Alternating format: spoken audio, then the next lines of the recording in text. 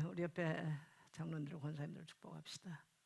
이 밤도 하나님이 성령을 따라 살도록 힘을 주실 것입니다.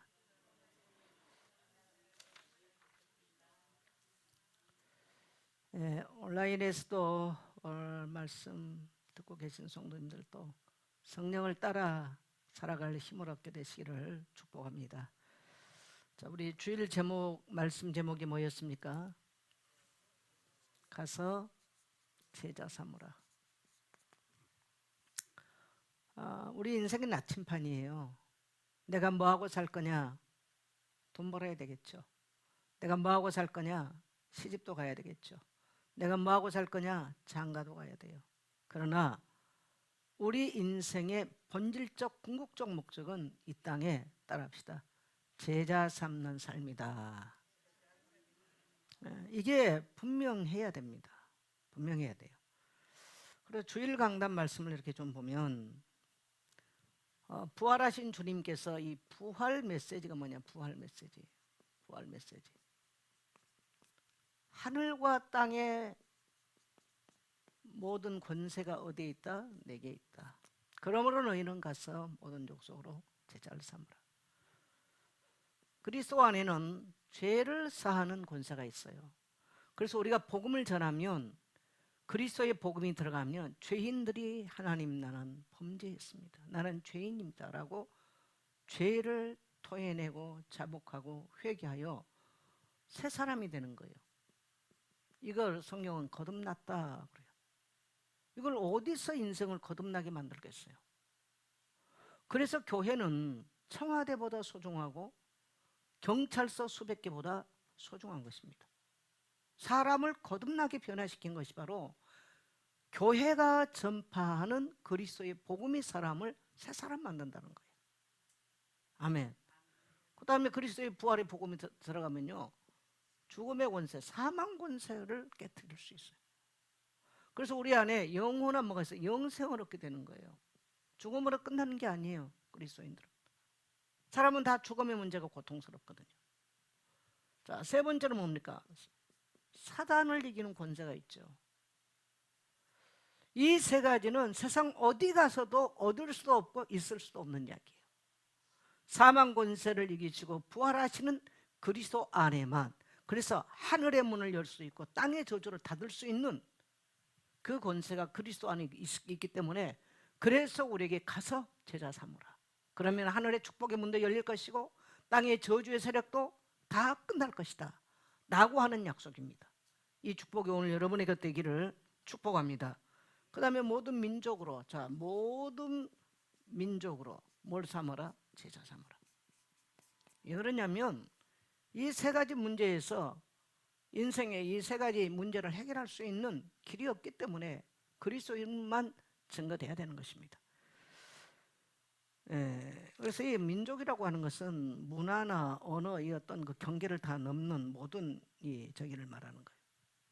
그래서 모든 민족 속에는요, 반드시 예수 그리스도의 이름을 듣고 변화돼서 가서 전할 뭐가 있어요? 제자가 예비되어 있고 존재하고 있습니다. 어떤 족속이든 간에. 우리나라는 불교가 들어오기 전에는 무속이에요. 그래서 뭡니까? 샤머니즘. 그래서 우리 한민족의 깊은 뿌리는 샤머니즘입니다. 그래서 고구려 소수르망 때 불교가 들어오죠. 그럼 불교가 들어와서 불교 이념으로, 고구려는 불교 이념이 아닙니다만은 신라 1000년 동안 불교 이념 아래, 그리고 고려 500년 동안 국교가 불교예요. 그러니까 1500년이 이 땅에 불교가 국교로 자리 잡은 나라예요. 그러다가 조선 500년은 성리학, 유교라고 그랬죠. 성리학이 500년을 지배를 하게 됩니다. 이런 토대를 가지고 있어요. 그런데 성리학은 산비사상인데 양반 상놈의 신분이 확실하게 구분되어 있잖아요. 아이고, 다빈 이쁘네. 열심히 와서 축복해요. 다빈 때문에 다시 해야 되겠다. 아, 그래?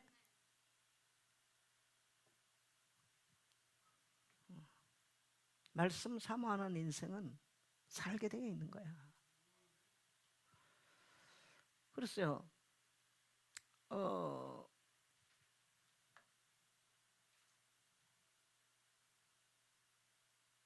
2000년 동안 이 땅에는 불교, 유교가 뿌리를 내렸고 그 이전에는 샤머니즘.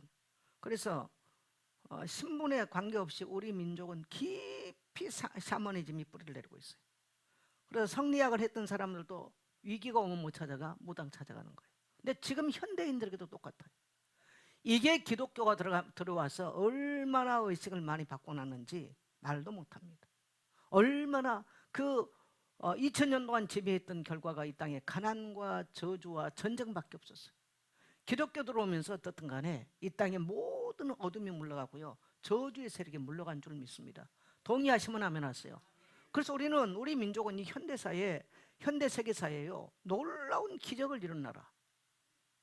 그렇기 때문에 우리는 복음 전하고 제자 삼는 일에 목숨 걸어야 돼요. 하나님이 목숨 건 나라 민족 하나님 또 축복하실 것입니다. 자, 세 번째로는 뭡니까? 세 번째로는 세례와 교회라고 그랬죠. 세례와 교회. 교회에서 행하는 것은 세례와 성찬이에요. 예수 그리스도를 설명하는 것이 세례와 성찬입니다.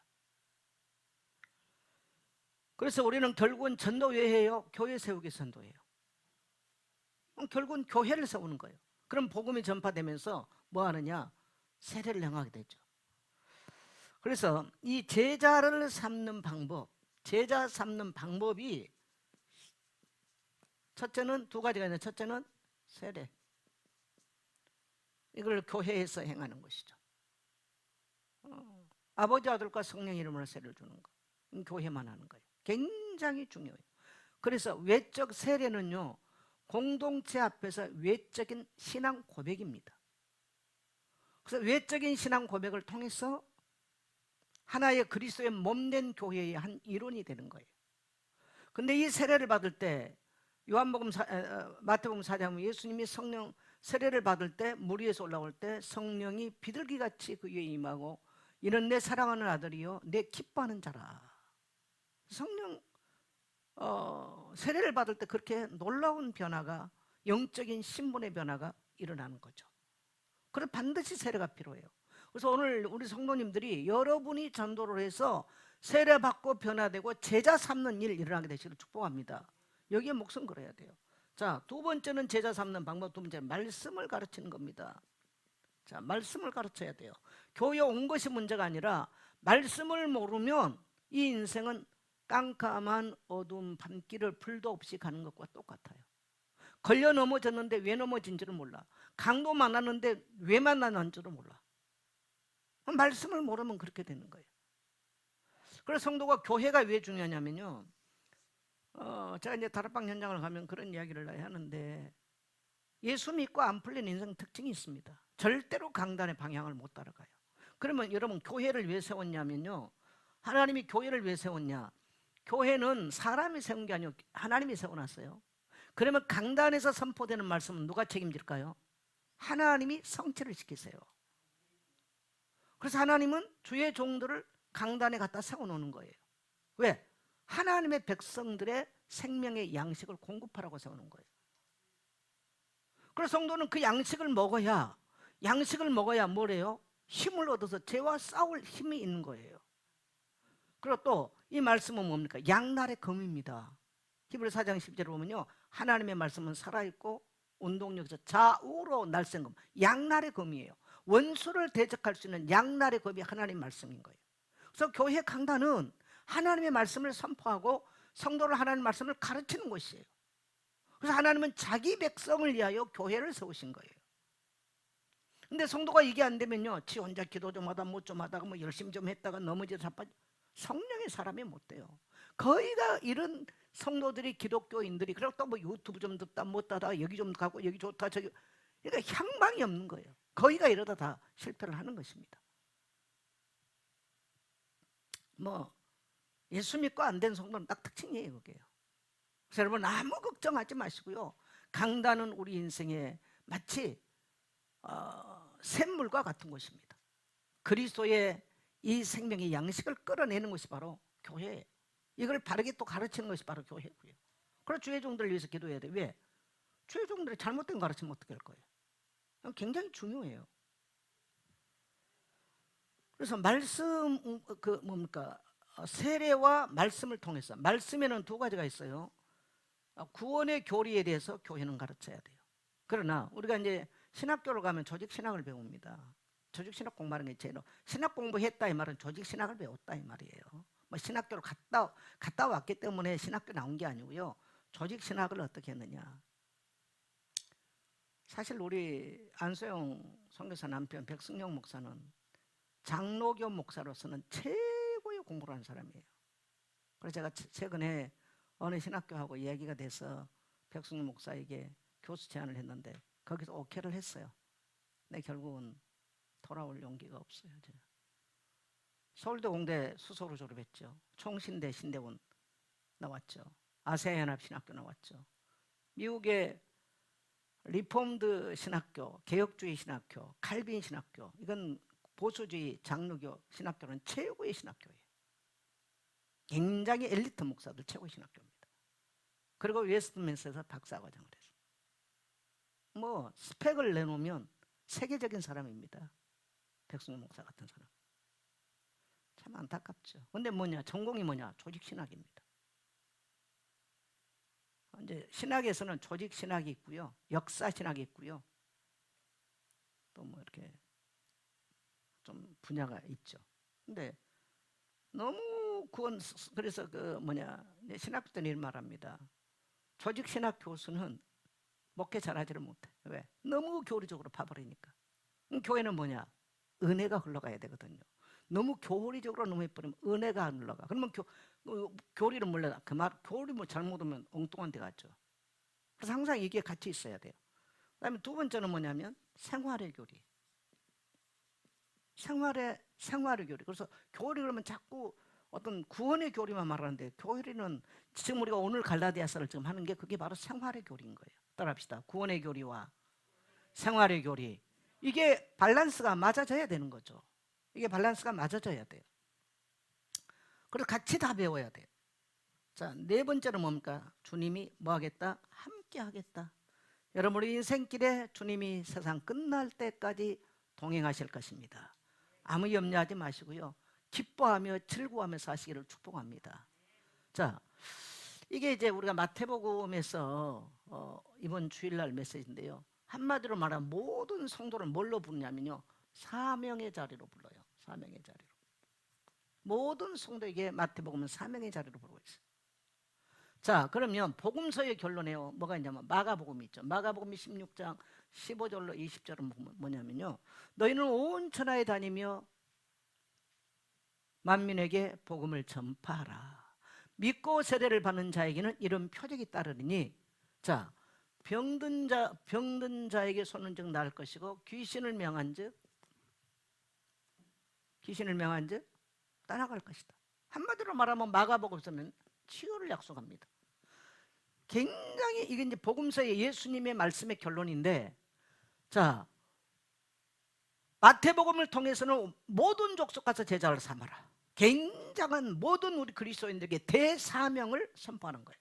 그런데 마가복음을 통해서는 뭐 구체적으로 들어가면 뭐냐면요, 믿고 세례를 받고 이런 사람들은요, 치유가 일어나는 거예요. 귀신에게 눌려서 가난, 질병, 저주에 묶여있는 자들이 살아나기 시작하는 거예요. 할렐루야. 질병에 눌리고 가난, 여러분 우리나라가 불과 몇십 년 전만 해도 너무너무 가난하고 귀신 섬기고, 그래서 병이 많고, 여러분 귀신에게 눌려버리면 두 가지 현상 다 나타납니다. 질병과 가난이 그냥 덮치는 거예요. 그 민족 전체에, 그 나라 전체에. 전쟁이 끊임없죠. 불과 몇십 년 전만 해도 우리나라 그런 나라예요. 근데 기독교가 들어와서 복음이 전파되니까 얼마나 많이 성경이 보급됐습니까? 우리가 주일학교 다닐 때, 우리가 초등학교 주일학교 다닐 때요, 성경 암송을 합동측에 저는 자랐기 때문에 굉장히 주일학교, 시골 동네지만 이 뭔가 성경 암송 이런 것들 굉장히 많이 시켰어요. 오늘 갈라디아 오자는 건요, 우리가 주일학교 때 다 암송을 했던 내용들이에요. 그래서 하나님의 말씀이 아이들에게부터 시작해서 들어가고 부모 형제가 가르쳐주지 못했던 것들 왜? 가르쳐줄 수가 없었죠. 전부 다 귀신 섬겼던 사람들이니까. 그러니까 가정마다 불화가 일어나고 갈등들이 나고 상처가 났던 그러한 정말 한이 많은 민족이었어요. 그런데 그리스도의 복음이 들어오고 선교사들이 와서 복음을 전파하고 교회를 세워놓으니까 얼마나 천지개벽이 일어났지 않겠어요? 그래서 우리는 복음 전해야 되고요. 우리는 지금 대한민국에 복음 못 듣는 사람이 너무 많아요. 문제예요. 이렇게 질병과 귀신에 눌리고 영적으로 눌리고 이런 일들이 너무 많습니다. 제가 오늘 운동하는 선생님이 운동을 하러 가니까 자기가 오늘 점심시간에 시간이 좀 있대요. 너무 바빠요. 이분들 내가 보니까 새벽 4시 반이면 나왔어요. 삼성 뭡니까 저기 수원에 그 삼성 회사 있잖아요. 거기 가서 새벽 5시 반부터 운동을 하더라고. 부회장인가 부사장이 하는데 옷 갈아입는 시간도 없을 정도로. 그분들은 뭐 공휴일 이런 게 없더라는 거예요. 그러면서 하는 말이 성공하는 사람들은 밥 먹는 시간도 없습니다. 근데 이 양반도 그래요. 내가 보니까 너무너무 바빠. 오늘 자기가 시간 좀 있다는 거야.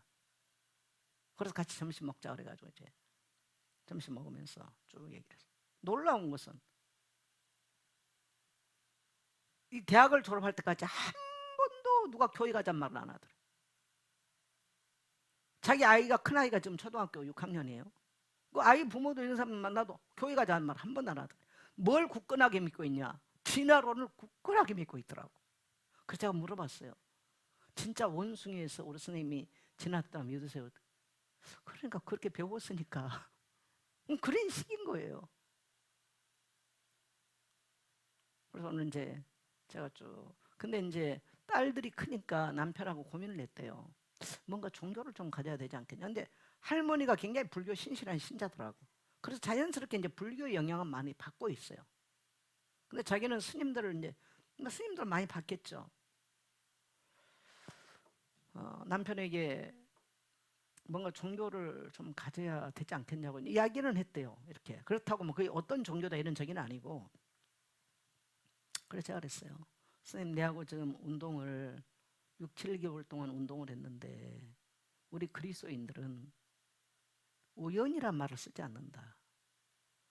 하나님의 절대적 하나님의 계획 속에서 만남을 주다 생각한다. 만남이요 그래. 세상에 많고 많은 사람들, 선생님 많은 사람 운동하겠지만 또 저 같은 사람, 예수 믿는 사람을 왜 만났겠냐. 그러게요. 그래서 이제 이야기를 쭉 했어요. 그럼 제가 어떻게 하면 되는데요? 시간이 너무 짧은 거예요. 예수는 구주로 영접하면 됩니다. 그리고 이제 쭉 좀 설명을 하고 영접하고. 집이 머니까 내가 참 이제 이거 어떻게 교회를 연결을 해줘야 되나. 이게 이제 참 많이 고민이 되더라고요. 근데 놀라운 것은 어떻게 그 진화론을 그렇게 그냥 그것이 인생이라고. 그래서 그랬습니다. 인간은 육은 흙입니다.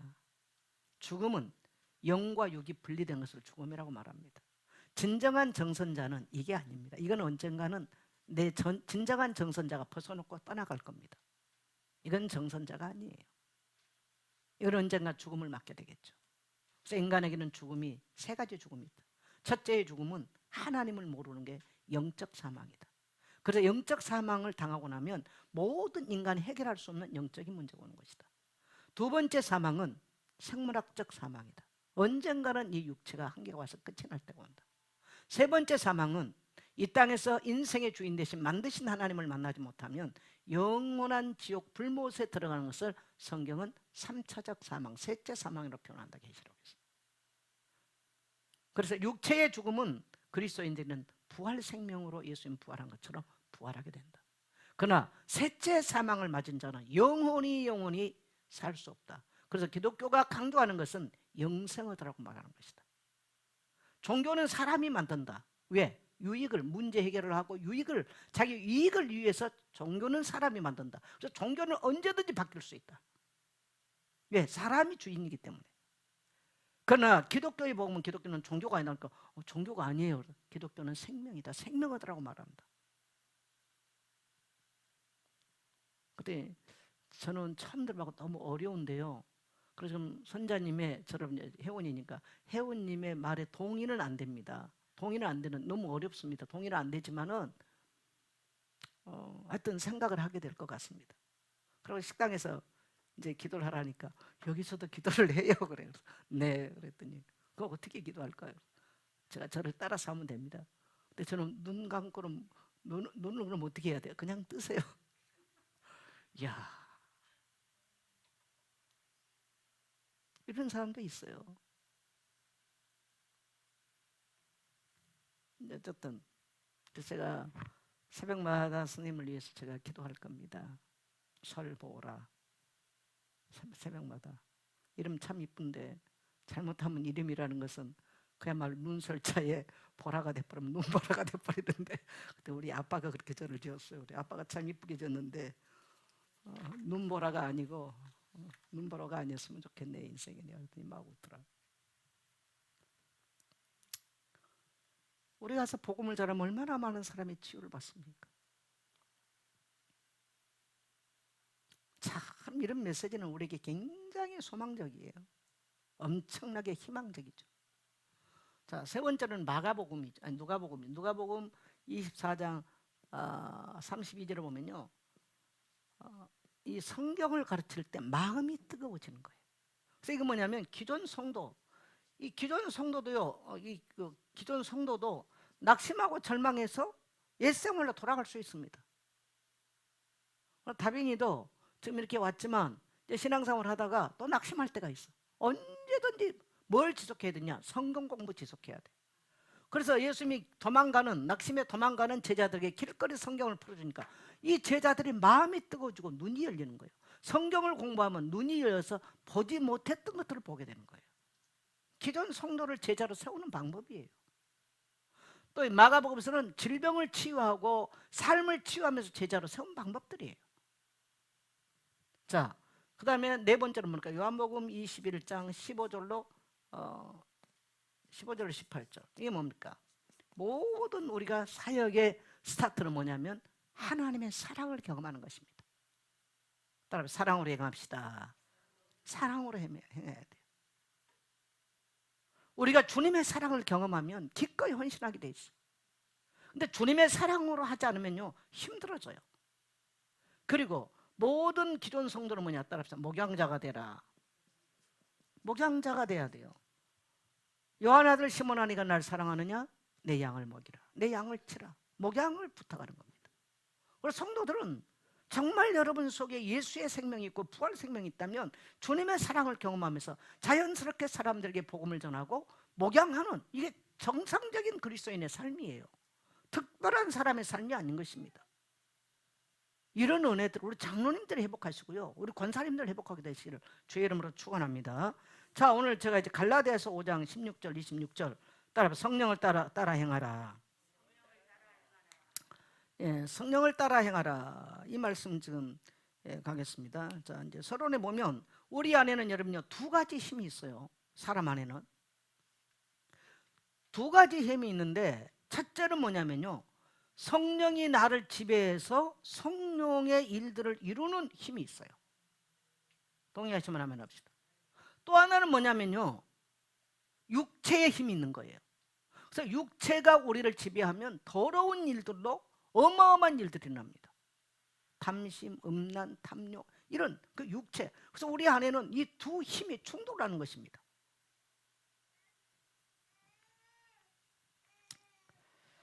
그래서 우리가 매일 삶 속에서 선택의 기로에 서는 거예요. 내가 육체를 따라 살 것이냐, 성령을 따라 살 것이냐. 그래서 하나님께서도 우리에게 성령을 부어주시고 육체를 따라 살지 아니하도록 하기 위해서요, 육체를 따라 살지 아니하도록 하기 위해서 성령을 주신 것입니다. 그래서 우리가 욕심대로 살 것이냐, 하나님의 뜻을 따라 살 것이냐, 날마다 우리가 선택이 이루어져. 그래서 갈라디아서 5장은 이 싸움을 육체의 소욕과 성령의 소욕, 따라합시다. 육체의 소욕과 성령의 소욕. 네, 육체의 소욕과 성령의 소욕. 다시 말하면 육체의 힘과 성령의 힘이 공존한다는 거예요. 이게 충돌하기도 해요. 그래서 이렇게 그 대조적인 개념으로 설명합니다. 그래서 바울은 갈라디아 교회 성도들에게 그렇게 말씀을 하고 계시죠.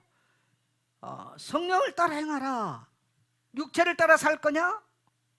성령을 따라 살 거냐 할 때 바울은 갈라디아를 통해서 성령을 따라 살아라. 따라합시다. 성령을 따라 살아라. 네, 성령을 따라 살아라.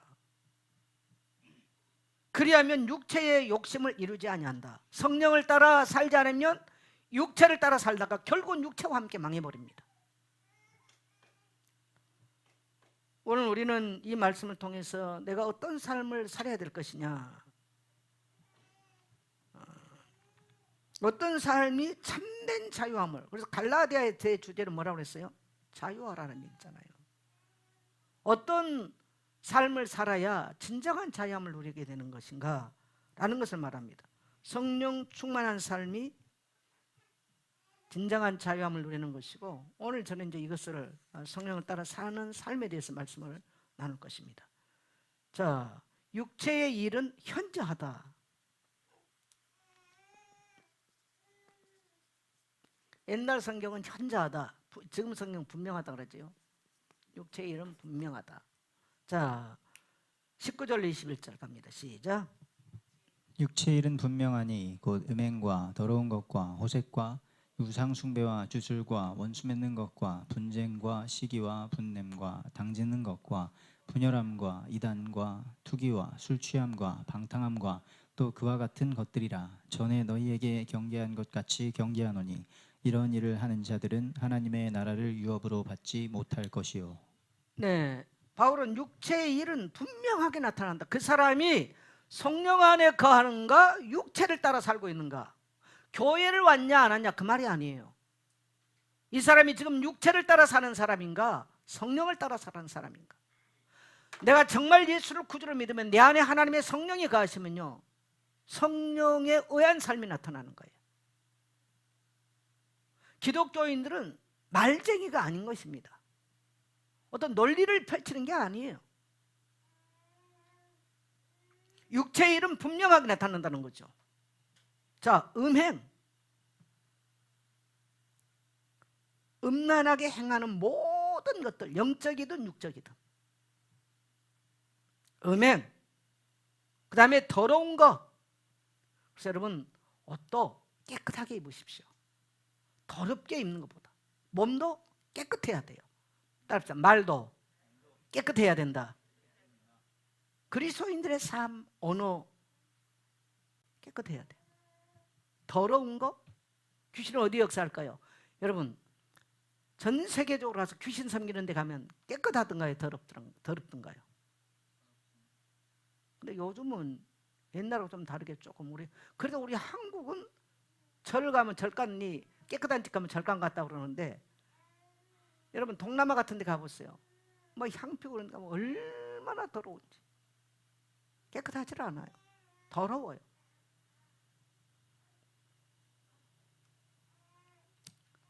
그 다음에 호색, 성을 밝히는 것이죠. 호색.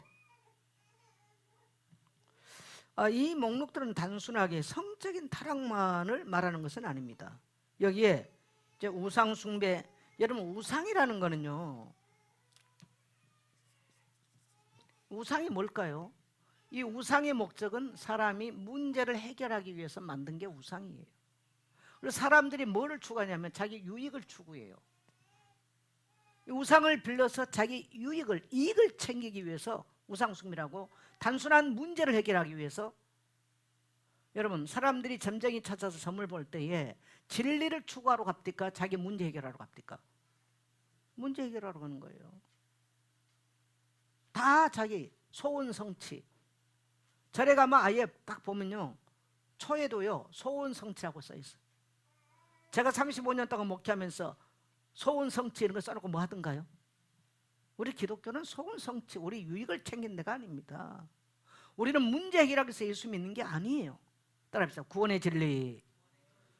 죄로 물든 우리를, 죄와 사망의 법에 매여 있는 우리가 구원받고자 예수 믿는 것이고, 구원받았으면 새 사람으로 하나님 나라 백성으로 사는 거예요. 할렐루야. 그것이 목적이죠. 근데 육체에 속한 사람은 그게 아닌 거예요. 육체에 속한 사람들은.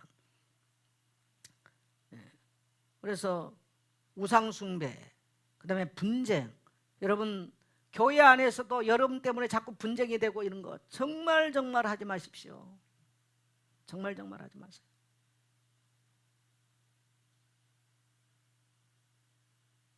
이 분쟁 나누다, 이거 디아볼로스, 이거는 사단의 영역이에요. 잘못하면 교회 안에서요 하나님 정말 기뻐하잖아요.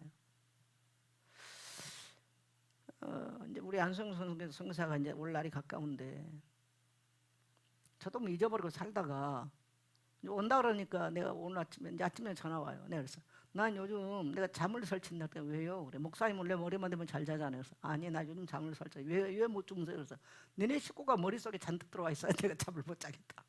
우리 식구가 왜 너네 식구 3명 온다 그러니까 너네 식구가 잔뜩 내 머릿속에 들어와가지고 내가 잠을 잘 못 잔다. 내가 그랬더니 얼마 전에 전화를 아직까지 그런 얘기 안 하더니 얼마 전에 이런 얘기를 하는 거예요. 어쨌든 목회에 실패를 한 사람이잖아요. 내가 가만 생각해 보는 거예요. 저도 목회를 하면서 겪는 이 아픔 너무너무 힘들거든요. 그래서 죄송하지만 목회자는 사람 좋아하지만 목회자는 사람 썩 좋아 안 할 겁니다. 모든 사람들이. 그래 그들은 그래도 저 같은 경우에 수십 년 목회하고 뭐 어떻게 보면 뭐 마음이 뭡니까 이게 자기가 많이 된 사람이지만 그들 백승용 목사 공부는 많이 했지만 아무 이 사회성이 없잖아요. 생각도 뭐 생각이 그렇게 짧은 사람은 아니지만은 뭐 이렇게 할 수 있는 이게 없어요. 그러니 그 충격, 그 타격이 얼마나 컸겠어요.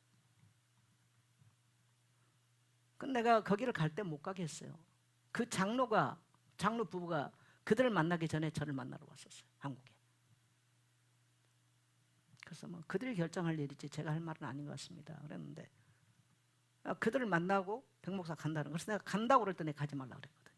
왜? 그 장로가 벨라거든요. 제가 알거든요. 진종석 목사님이 먼저 가게 했다가 한국으로 되돌아왔어요. 진종석 목사 같은 사람이 가서 못 견디고 왔는데 백 목사? 뭐 저건 뭐 게임도 한다는 얘기죠. 근데 결국은 10년도 못하고 깨졌잖아요. 그리고 그 교회가 산산조각 났어요.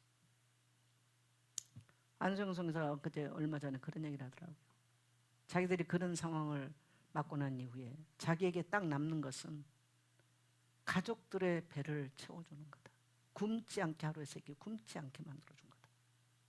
여러분 이게요 쉬운 얘기가 아니에요. 당장 모든 공급이 다 미국에서 누구에게 무슨 말을 하겠습니까? 백 목사가 무슨 주변머리가 있어요. 뭐 도울 사람이 있어요. 한국에 자기 부모가 뭐 의사면 뭐하고 병원 원장이면 뭐하고 다 관계 끊어져 있는데 얼마나 절박했겠어요.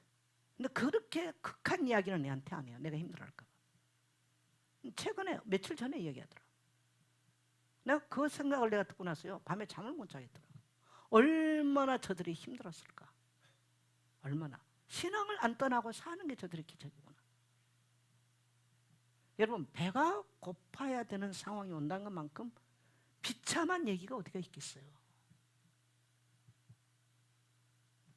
난 그 말을 듣고 그 절망스러운 고통에 손잡아 줄 사람 하나 없잖아요. 한국에서도 목회하면서 그러기가 쉽지 않은데 얼마나 힘들었을까. 내 아들이 이번에 이제 수석 졸업하고 이러니까 너무나 고무적이에요. 그 장로 시카고에서 아틀란타로 갔는데 다 망해버렸어요. 늘 교회 분란이 나고 마치 교회가 그 장로 자기 교회처럼 자기들이 모았죠. 근데 뿔뿔이 다 흩어졌어요. 여러분 이거는요 깊이 가슴에 새겨야 될 얘기들이에요. 깊이 가슴에.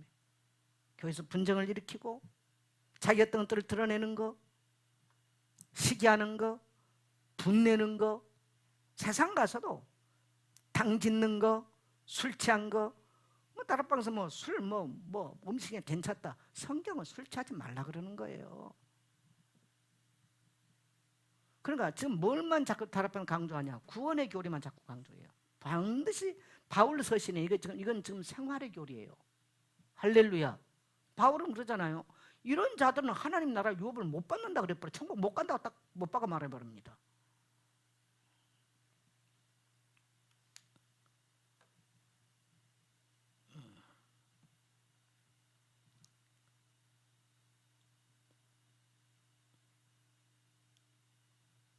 그래서 그 관계적인 것, 이 사회적인 죄까지도 지금 여기서 바울은 포함해서 말씀하고 계시죠.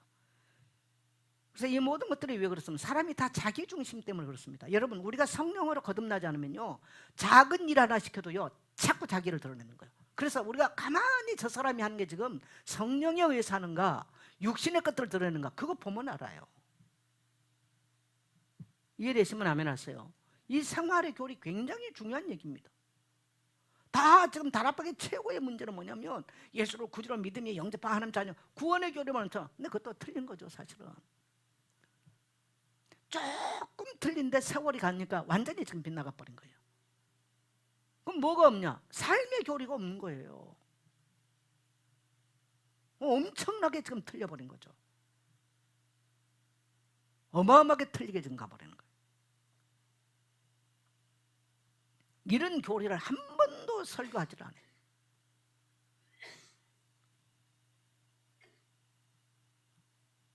그래서 이것이 자기중심적으로 살아갈 때 드러나는 열매입니다.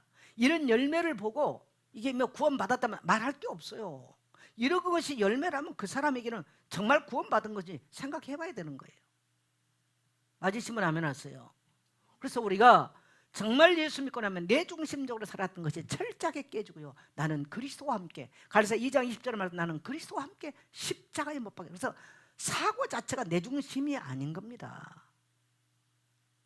따라합시다. 교회 중심, 공동체 중심, 그렇게 삶이 바뀌는 거예요. 가정 안에서도 마찬가지예요. 그래서 바울은 단호하게 말하죠. 자, 이런 일 하는 자들은 하나님의 나라를 어떻게 한다? 유업으로 받지 못할 것이요.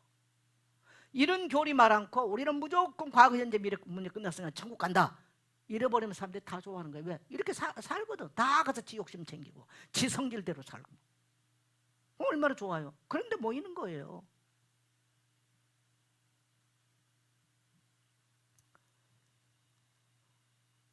그럼 여기서 하나님 나라를 유업으로 받지 못한다라고 하는 것이, 이런 일 한번 저지르면 천국 못 가냐? 그러면 갈 사람이 어디 있겠습니까?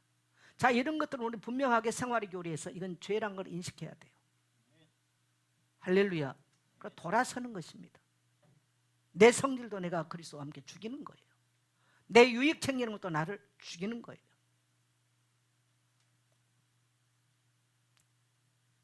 근데 우리는 연약하기 때문에 또 넘어지는 거예요. 근데 중요한 건 뭐냐? 아, 하나님 나는 범죄했습니다. 따라합시다. 하나님 나는 범죄했습니다 라고 고백하면서 죄로부터 돌아설 의지를 가지고, 그러나 우리는 이 땅에 살 동안 어떻게 죄와 실패 안 하겠습니까?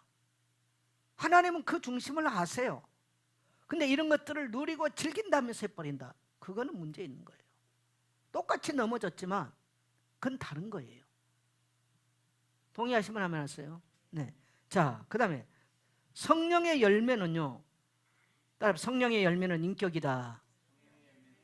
성령의 열매는 인격적 변화가 일어나는 것입니다. 여러분, 우리가 분명하게 알아야 될 것은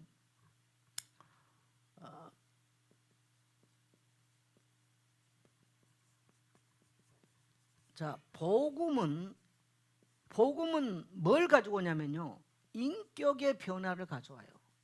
따라합시다. 복음은 인격의 변화를 가져온다.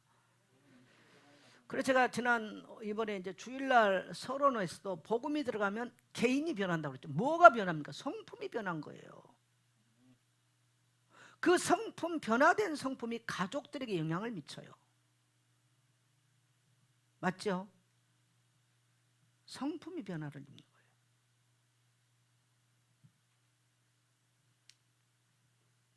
뭐 좋은 사람 되라 그 말이 아닙니다. 여러분, 사과나무가 사과를 열기 위해서 노력을 한가요? 사과나무가 노력한 거 보셨나요? 안 하잖아요. 왜 그럴까요? 뿌리가 사과나무야. 뿌리가 사과나무는 그냥 사과 열매 여는 거예요. 우리가 성령 안에 거하면 우리의 삶을 통해서 부족하지만 성령의 열매들이 드러나는 거예요. 할렐루야. 저는 그 얘기거든요. 자, 22절 23절 이거 다 외우세요. 19절부터 여기까지는요 다 외웠으면 좋겠어요. 자, 시작. 오직 성령의 열매는 사랑과 희락과 화평과 오래 참음과 자비와 양선과 충성과 온유와 절제니 이 같은 것을 금지할 법이 없느니라. 예, 성령이 우리에게 오시면 그냥 열매가 드러나는, 성품의 열매가 드러나는데 첫째는 뭡니까? 사랑하는 마음이 일어나요. 주님을 사랑해요. 교회에서 헌신합시다. 그러니까 헌신이 아닌 거예요. 여러분, 성경에는 헌신이라는 단어 없다는 거 아시죠?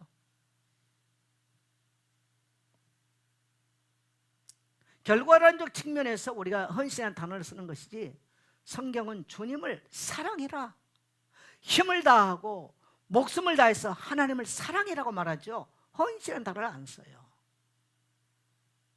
여러분, 사랑이라는 단어가 위겠어요? 헌신이라는 단어가 위겠습니까? 사랑이라는 단어가 위에요. 정말 하나님 사랑한다면 하나님의 교회를 사랑하게 돼 있고요, 하나님의 백성들과 세상을 사랑하게 돼 있는 거예요. 그래서 자기 희생이 나오는 거예요. 가정 안에서 자기 희생이 나와요. 구원받지 못한 영혼들을 보면 안타깝고 애통한 마음이 일어나는 거죠. 네. 사랑과 그 다음에 희락이 뭡니까? 기쁠 희자, 즐거울 낙자죠. 기쁘고 즐거움이 일어나요. 조건 때문에 아니에요. 여러분, 우리가 조건 때문에 기쁘다면 이 땅에 뭐 조건, 여러분보다 제가 훨씬 조건이 없어. 맞죠? 자, 그러면 어떻게 생각하세요?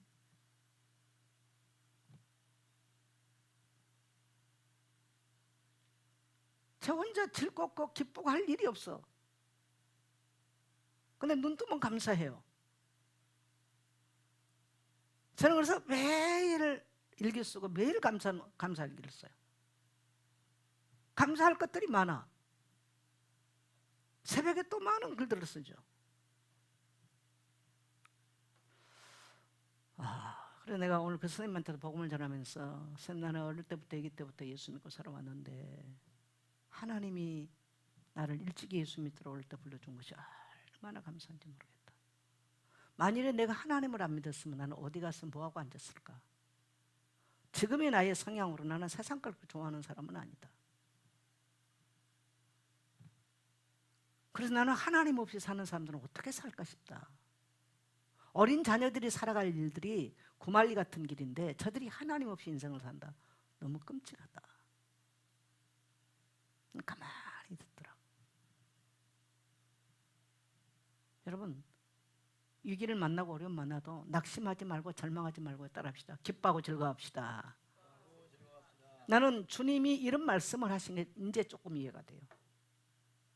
우리가 염려 근심한다고 해서 이런 것들 없어지는 것도 아니고, 이제 주님께 맡긴다는 것이 뭔 줄 알겠더라고. 오늘 아침에 성경 읽으면서 엘리야는 하나님 다 발 앞에 무사 앞에 무릎 꿇어버리고 나만 남았습니다. 내가 열심히 듣습니다. 엘리야야, 너는 네 사역, 네 달려갈 길만 가면 돼. 하사엘에게 기름 붓고 예후에게 기름 붓고 엘리사에게 기름 부어서 다음 세대는 내가 지고 가는 거야. 이거 보면서 그래, 내가 쓸데없는 득심이 역심으로 나의 갈 길을 충성되게 내가 달리면 되는 것이지. 그 말씀이 오늘 새벽에 얼마나 감사한지. 할렐루야. 내가 어떻게 역사를 바꾸겠어요? 역사의 참된 주인은 하나님 한 분밖에 없습니다.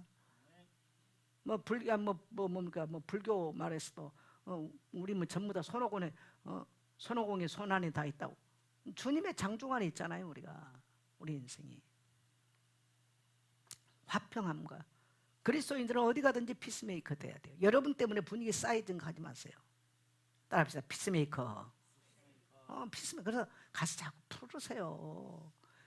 기독교인들이 자꾸 인색하다 안 돼요. 여러분, 자꾸 풀면요 하나님 다 주세요.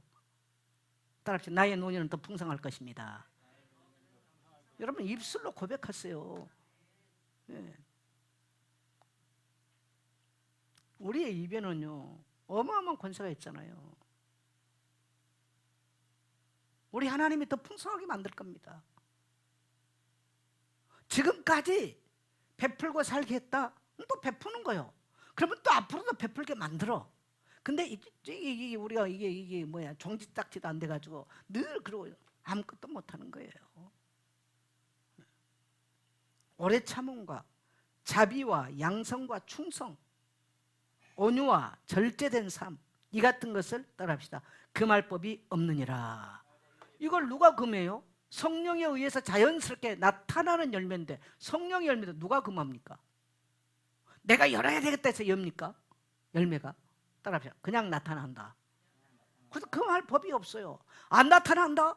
반대로 위에 것들이 나타난다? 그건 그 사람은 육에 속한 사람인 거예요. 아무리 자기가 우겨도요, 말로 사람을 이겨서 우길 수는 있을지 모르지만 그 사람은 육에 속한 사람입니다. 그의 뿌리는 육에 속해 있다는 겁니다. 밑에는 영에 속해 있으면, 뿌리가 영에 속해 있으면 영의 열매를 맺는 거예요. 성령에 속해 살게 되시기를 축복합니다. 네. 그래서 육체의 일은요, 육체의 일은 행위들이라고 말했죠. 그러나 성령의 열매는 뭐라고 표현했어요? 따라합시다. 열매다. 성령은 열매라고 말했고 육체는 행위라고 말합니다.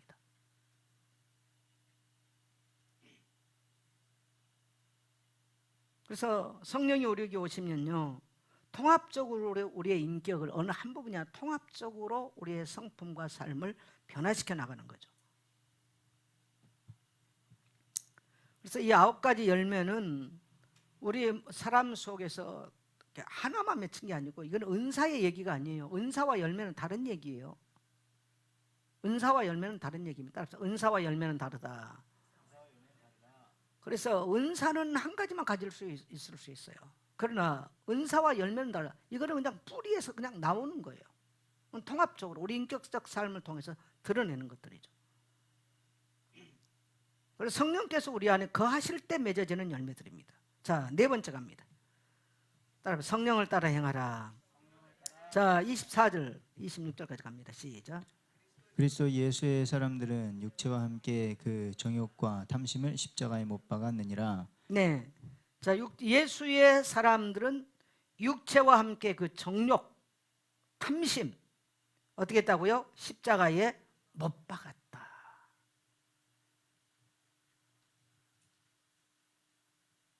우리는 그리스도와 함께 십자가에 못 박힌 사람들이에요. 자, 25절. 만일 우리가 성령으로 살면 또한 성령으로 행할지니. 네, 성령으로 행해야 되는 거예요. 육체와 함께 그 정욕과 탐심을 못 박았다. 이건 도덕적 결단이나 각오 정도의 얘기가 아닙니다. 예수 그리스도 안에 있을 때 이미 우리 육체의 주권은요, 십자가에서 끝났어요. 그래서 나의 육체의 주인은, 따라합시다, 내가 아니다. 내 육체의 주장자는 내가 아닌 거예요. 그래서 우리 그리스도인들은 손해봐도 때로는, 그래서 그것 때문에 눈물 흘려도 주님이 주권자고 우리의 통치자십니다. 그걸 인정하고 십자가로 선언하는 거예요. 따라합시다. 내 인생의 주인은 하나님이십니다. 그래서 늘 성령이 우리를 행하도록 주장해야 됩니다. 근데 내가 원하는 대로, 내 고집대로, 여러분, 예수 믿고 고집스러운 거 정말 좋은 모습 아닙니다. 좋은 열매 못 나와요. 그래서 우리는 늘 십자가 앞에 돌아가 생각해야 돼요. 우리의 기준은 십자가다. 네.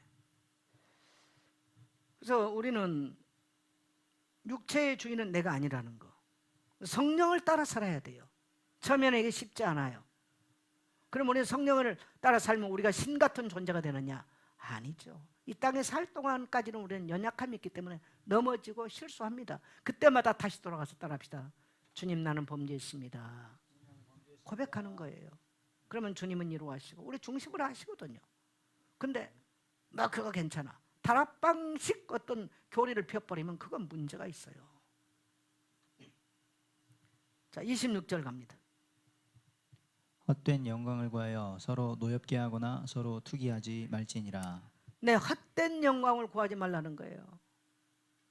지금 이게 갈라디아 이방인에게 중요한 갈라디아 교회 성도에게 줬던 걸, 이 편지를 보냈다는 걸 생각하시고요. 교회 안에서는 자기의 헛된 영광을 구하면 싸움이 납니다. 다툼이 납니다. 가정 안에서도 마찬가지일 거예요. 그래서 헛된 영광을 구하면 안 돼요. 그래서 성령의 사람은 경쟁하지 않고 비교하지 않고 사랑으로 섬기는 것입니다. 따라서 성령의 사람은 경쟁하지 않고 비교하지 않고 사랑으로 섬깁니다. 이것이 성령 안에 살아가는 우리의 삶이 될 줄 믿습니다. 자, 성령을 따라 결론적으로 성령을 따라 사는 삶 같이 읽겠습니다. 시작. 성령을 따라 사는 삶은 단순히 죄를 짓지 않는 삶 그 이상입니다. 그것은 예수님의 성품을 닮아가는 삶이며 하나님 나라의 백성으로서 살아가는 방식입니다. 오늘 다시 성령을 구합시다. 내 감정과 욕심이 아닌 하나님의 뜻을 따라 걷게 해달라고 간구합시다. 예, 그래서 예수 믿고 났을 때 우리에게 하나님이 선물로 주신 거 뭡니까? 성령을 선물로 받으라 그랬잖아요. 너희가 각각 회개하여 제사함 받고 성령을 선물로 받으라.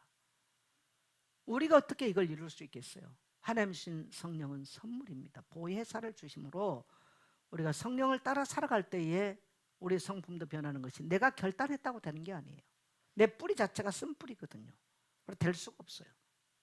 근데 성령이 우리에게 오셨을 때 가능합니다. 성령을 따라 살게 되시기를 주의 이름으로 축원합니다.